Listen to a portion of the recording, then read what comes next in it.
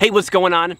I'm Mark, and we are nearing the end of August here in the Redfern Food Forest. And as fall approaches, I want to talk just a little bit about the woodchip strategy that I'm going to be employing here.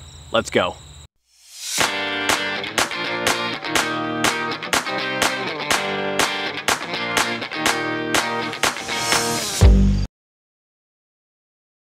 As I've touched on in the past, I'm a big proponent of wood chips.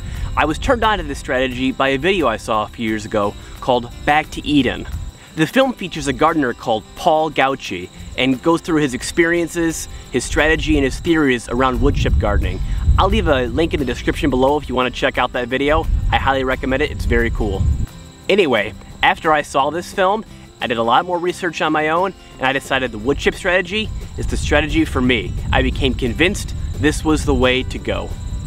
The basic concept behind wood chip gardening that is so attractive to me is that it creates the ecosystem that I want to employ here. Think about it. Just close your eyes for a minute and imagine you're walking through a forest. I don't care if it's a deciduous forest, an evergreen forest, whatever it is. Now look down at the forest floor and what do you see? Layers and layers of leaves and branches and moss and fungi, all built over years and years and years. And from that fallen material, life begins to spring anew again, and the cycle continues.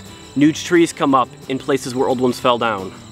I've heard it said that given enough water, sunlight, and time, all systems, all grasslands will eventually become a forest. I believe that to be true for my property as well.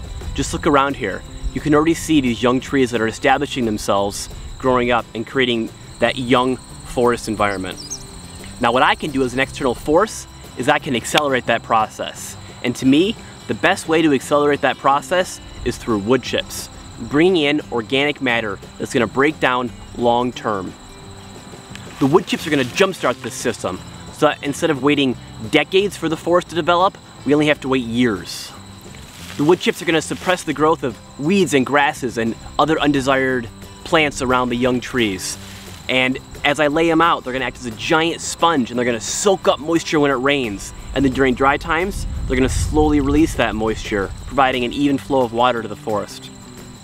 And as the wood chips slowly break down over the months and years to continue, they're going to release all their organic matter, all their nutrients down to the earth, down to the soil below.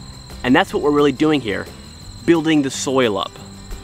Finally, the wood chips are going to provide an excellent layer for the mycorrhizal fungi to establish themselves that I want here in this forest floor. The next question is, how do I source these wood chips? I don't have a big wood chipper here, and I don't have lots of dead or dying trees to mulch up. I don't want to go to the grocery store and buy the bags of mulch that you see that are dyed for landscaping. That's both way too expensive and also would introduce toxins to the soil that I just don't want in this environment.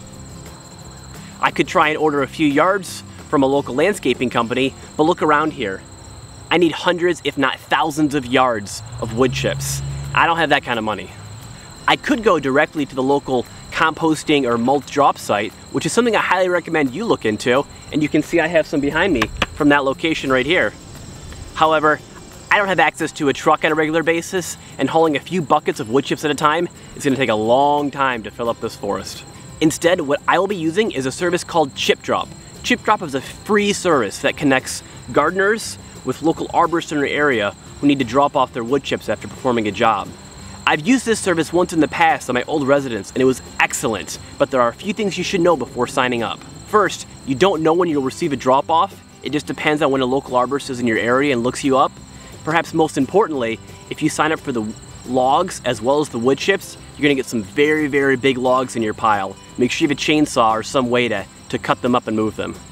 In my case, I will accept some logs because any kind of material here is good and I think we can find some cool uses for some big logs in this food forest. I have just requested a service for my site.